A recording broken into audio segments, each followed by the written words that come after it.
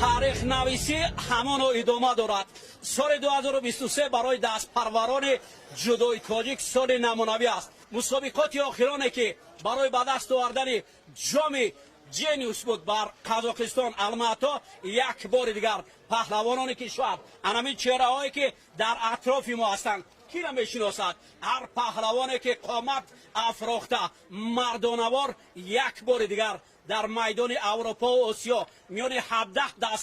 دسته حاجی شریف توانست که نقرگین شوند و در فرودگاه بین المللی شهر دوشنبه باوری دارم که یک کفکوبی صمیمی میکنم بر خود